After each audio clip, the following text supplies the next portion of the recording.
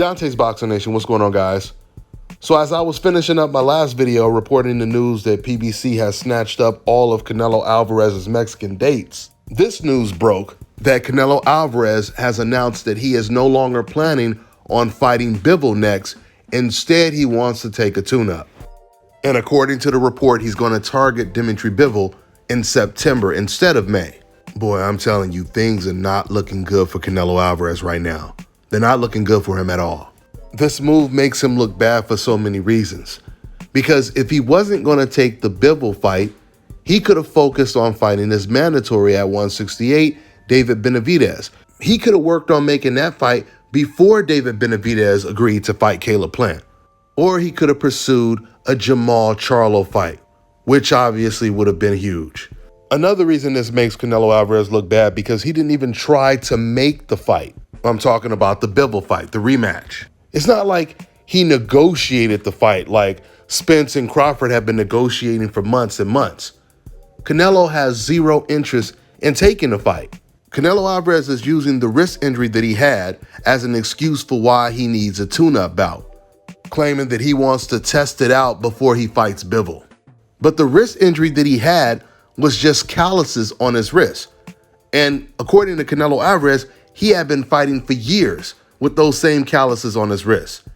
That whole excuse was designed for him not to fight Dimitri Bivol in May and try to push it and prolong it, hoping that people will stop talking about Bivol so he can just move on and fight against someone else. We even heard Eddie Hearn say that Canelo Alvarez, he should be fighting against Bivol next.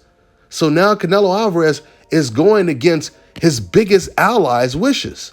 I mean, how does Canelo Alvarez justify that? What Canelo Alvarez is trying to do right now is delay the inevitable. He knows that if he gets in there with Bivol, Bivol will end up beating him even more decisively and possibly ending his career.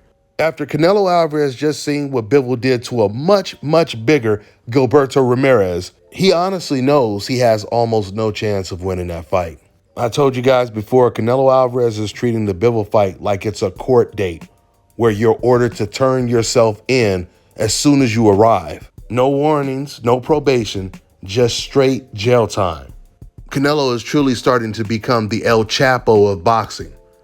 Because right when you think that house is completely surrounded by police and there's no way he can get out, I mean, they got the doors covered, they got the windows covered. What does Canelo do? He digs a tunnel and gets away free, even if it's short-lived. This is exactly what Canelo Alvarez is doing when it comes to this tune-up move. Right when it looked like the only options Canelo Alvarez had on the table were the toughest options. Either go over to PBC and fight David Benavidez, Jamal Charlo, or you fight Bivol in a rematch on DAZN. Those were really the only options.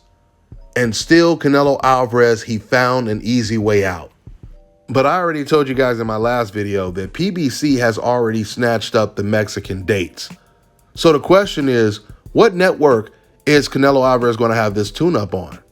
Because the only way DAZN or PBC is going to agree to pay Canelo Alvarez to fight another cherry is if that cherry includes him fighting against a tough challenge.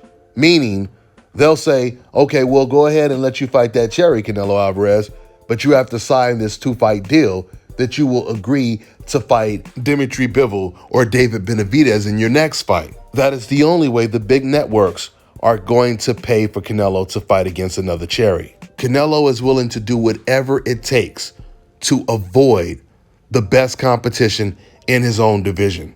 And when I say the best, I'm not even talking about the number 1 or the number 2 guy. I'm talking about the top 5 guys. You know, Canelo was really upset when they removed him from the pound-for-pound list.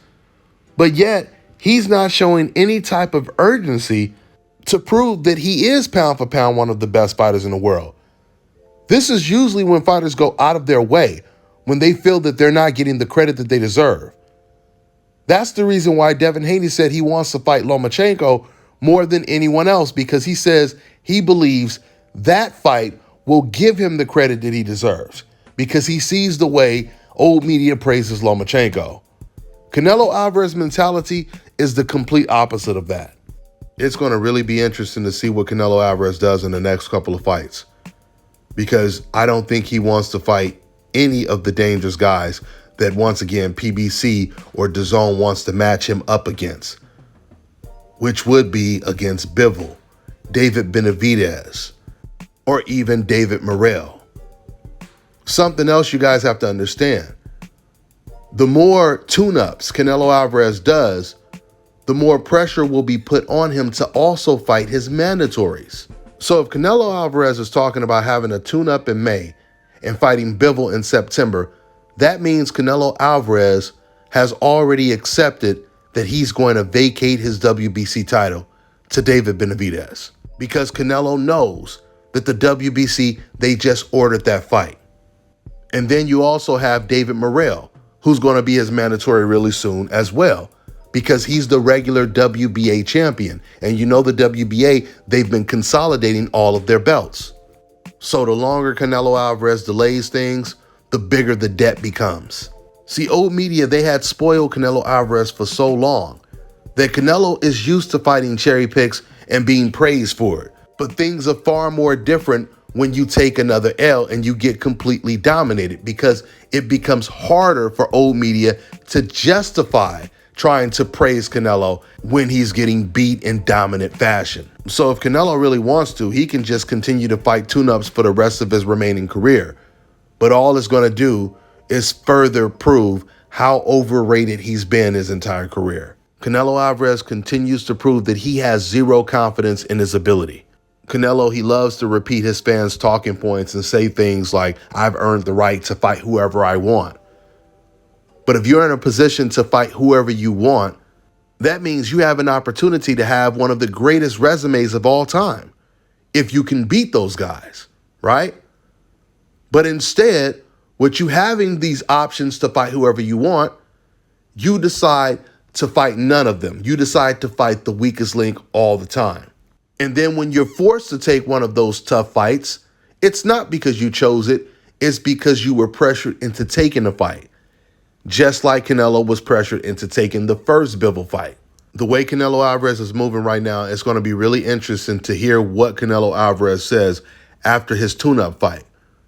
Because then once again, the pressure of fighting against Bivol will be on him again.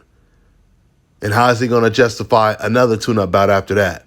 We'll see how it plays out. That's all I got for now, guys. I'm on to the next one. All right, now check this out, guys. If you're looking to repair eczema scars, burns and bruises, dark spots and blemishes, fever blisters, diabetic ulcers, this right here is the perfect product for you guys. It's called LO Decay Face and Body Oil. Athletes and top-ranking boxers, they're also using it after training to reduce swelling, inflammation, and to ease the pain. So get yours today. Go to lodecay.com, like them on Facebook, and follow them on Instagram. Let me tell you guys about Issa Israel Law Firm. It is a full-service legal practice based in Denver, Colorado, an emerging hub for combat sports and high-altitude training. If you're a fighter inside or outside of the ring and you need a law firm you can trust to fight for you, visit thefighterfirm.com or email help@iilawfirm.com. Legal representation is usually limited to plaintiffs or defendants in Colorado, but iFirm can help anyone in the world with trademarking their business name, logos, and U.S. immigration issues. This brother has been my attorney for a while and helped guide me through all kinds of business and civil issues, so make sure you guys go to thefighterfirm.com.